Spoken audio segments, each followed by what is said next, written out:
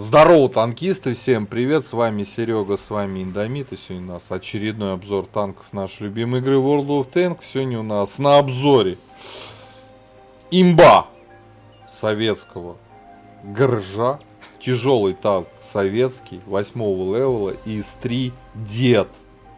Вот такой вот красивый стиль, такой шикарный танк, многие любимый.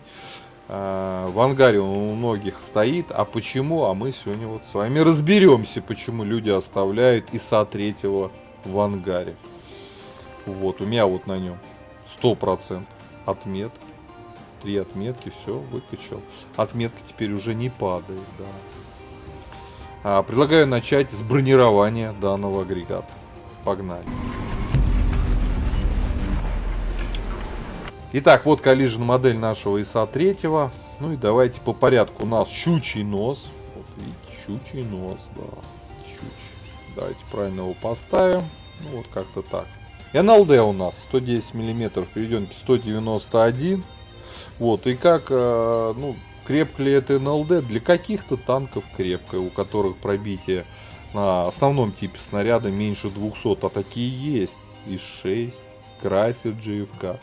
Вот. Но в основной массе, конечно, вас в НЛД будут бить. Вот под таким прямым углом щучий нос нам дает вот такое бронирование. 224, 189 УЦУА ближе к каткам, 190, 226, здесь 199, 205, 201, вверху 195, верхняя планка рикошетная 141.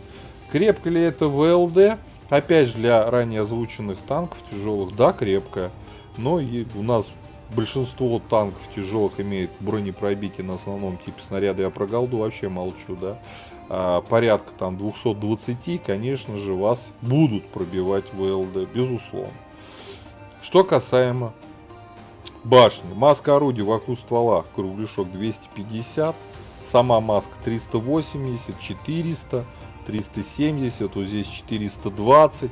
Ослабленные зоны у нас вот ближе сюда 261, 262, щель 249 под маской, ну 250, а все остальное пошло 300, 340, 310, 360, 390. Короче, невероятная броня в башне. У нас башня сферическая.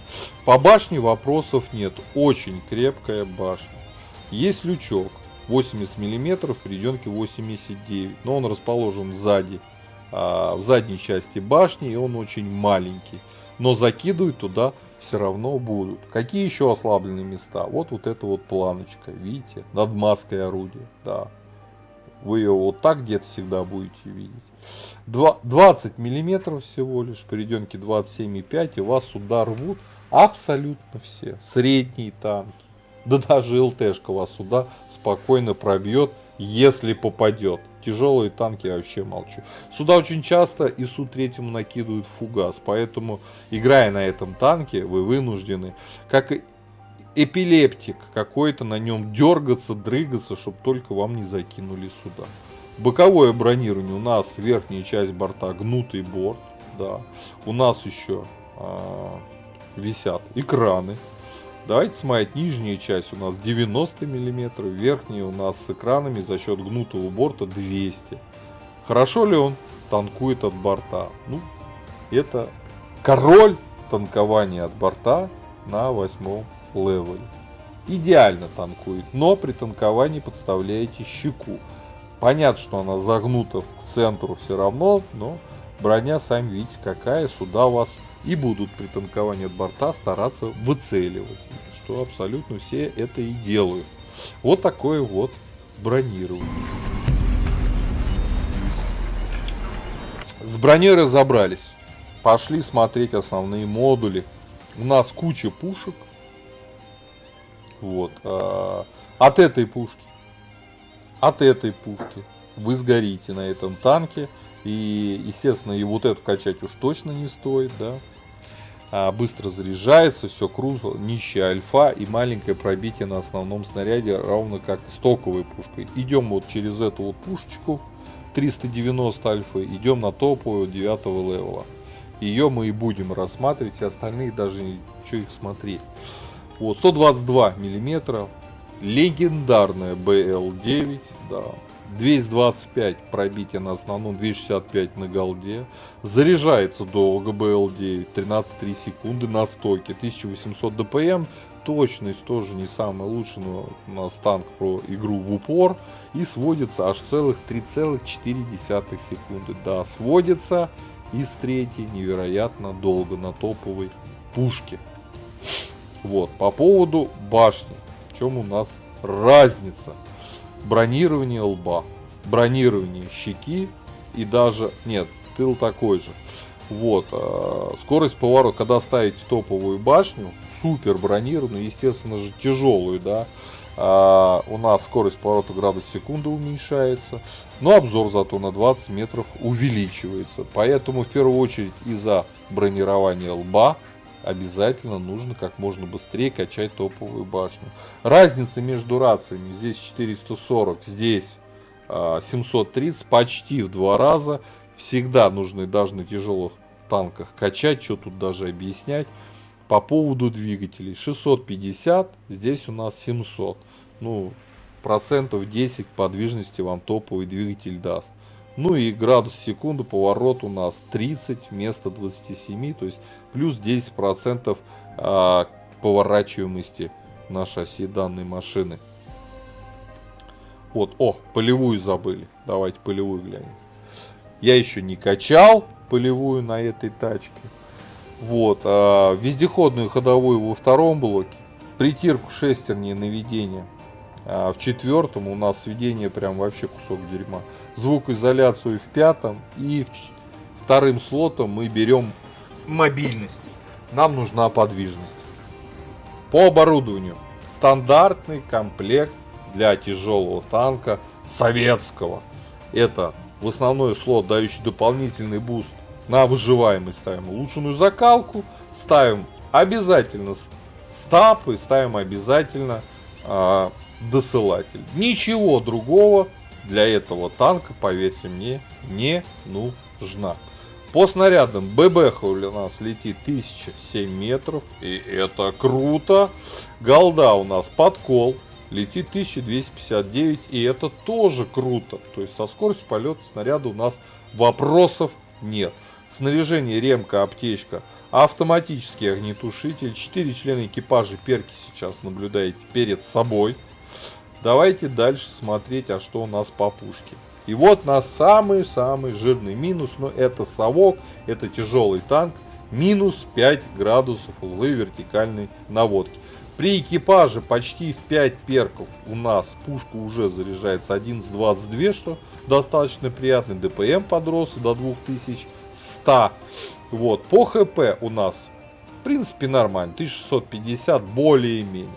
По мобильности, вот тут вторая проблема. Мы не можем себе позволить поставить турбину, потому что все эти три вида оборудования нам важны. И у нас, к сожалению, 38 километров в час скорость вперед, 15 назад, 14 лошадей на тонну удельная мощность. Как бы не хотелось турбину, но вынуждены играть на такой подвижности. По обзору 377 метров, танк слеповат, честно говоря. Да, слеповат. По плюсам и минусам машины: хорошее бронирование, и в первую очередь от борта. Этот танк всегда нужно стараться играть от борта. Вот, это первое. По подвижности минус. По обзору, ну, тоже можно честно сказать, минус. По количеству ХП, по живучести, в принципе, нормально, на улучшенной закалке сойдет. Вот, и подошли к самому интересному, к пушке.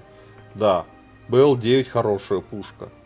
Хорошее пробитие, хорошая скорость полета снаряда. Тут даже говорить чего.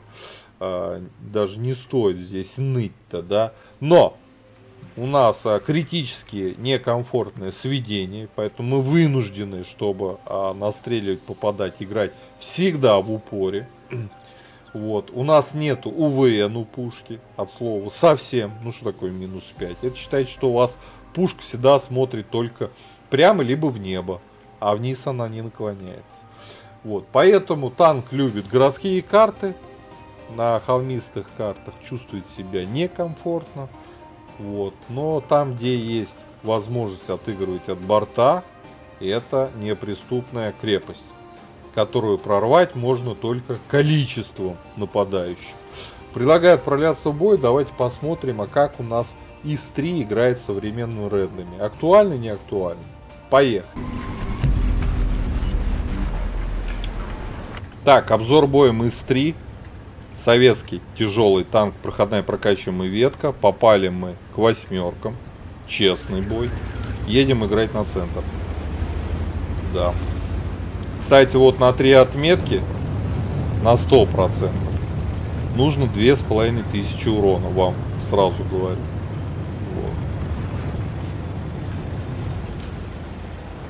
Вот. О, встал где. Дает, а. Гля, шпак летит. У героя. Вот дает. На шпаке. Да. Мощь.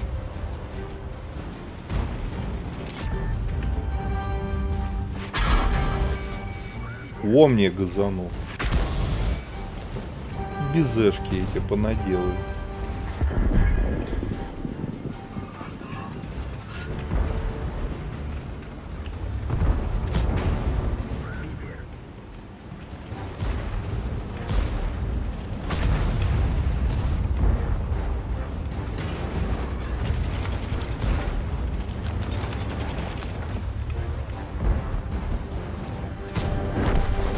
Нахрен в ангар ее.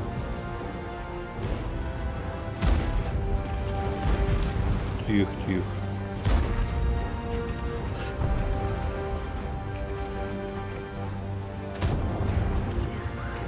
А ты как думаешь?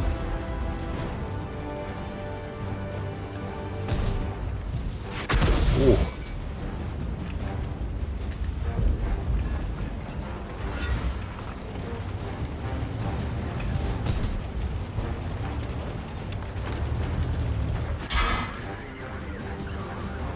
Оп.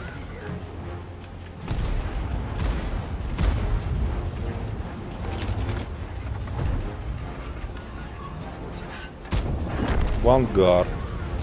В ангар. Так, ну 2 удали. Все. Суммы есть, на отметку наработали.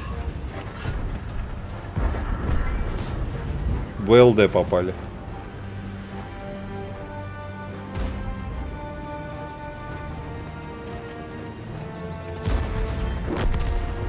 Ты что там задумал? Вот. Все. На отметку настреляли. Суммы даже побольше. Можно в ангар ехать.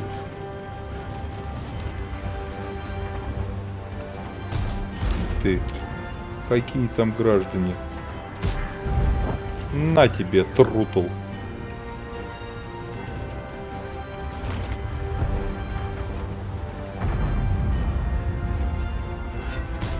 Нате еще трутл. Так, 3300 есть. Можно и поесть.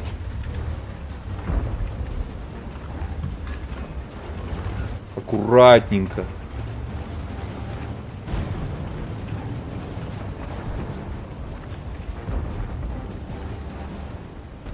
Так.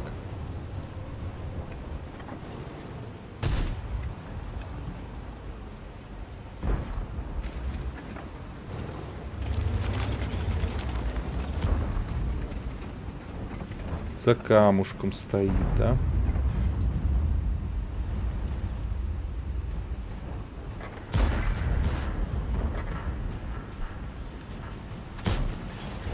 И Сулечка. Как бы она мне не газанула бы. Я в засвете. 3700. Нормально.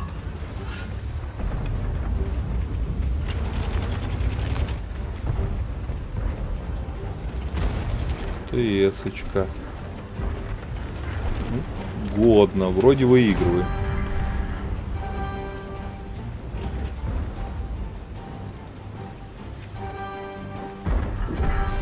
Все, отлетели все.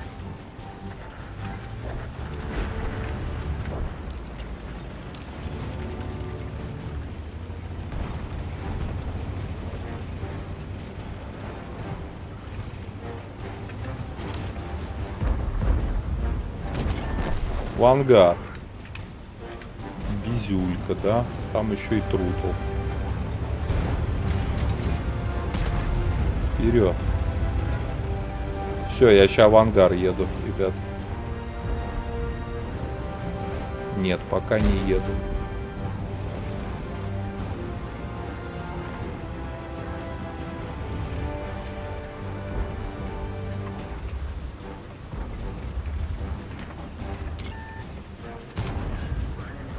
Броня не побрита.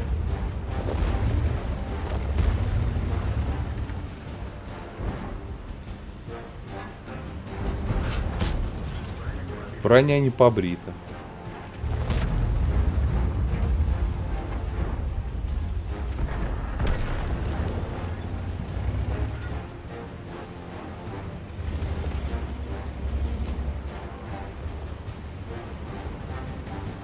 Куда он смотрит-то?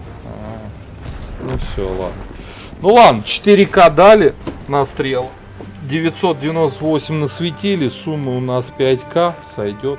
Отметку свою как бы 3 на 100% подтвердили. Почти двухкратно.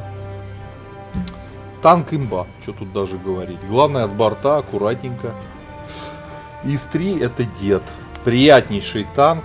Я считаю, один из... Вот из СМЗ еще приятней. Благодаря, конечно же, барабану. Вот, мастера дали. Спасибо. Спасибо, да. Командный результат. Первое место с двухкратным превосходством. Дед это дед. Тут даже говорить нечего. Ребят, кто проходит эту ветку? У кого он есть в ангаре? Для тех, кто смотрит ролик и только собирается качать эту ветку, либо просто на этом танке хочет покатать и оставить его сюда, пишите свои комментарии. Я по 5-бальной системе деду ставлю 4,5 по 5. Вот. Одни сплошные плюсы. Они там. Хорошо сбалансированный тяж. Вот. Ставьте лайкос, подписывайтесь на канал. А я говорю, до скорых встреч. Пока. Поддержи брата-танкиста лайком под этим видео, подпиской на канал, ну и, конечно, прожми колокольчик, чтобы быть в курсе всех новых стримов и самых последних обзоров по нашей любимой игре.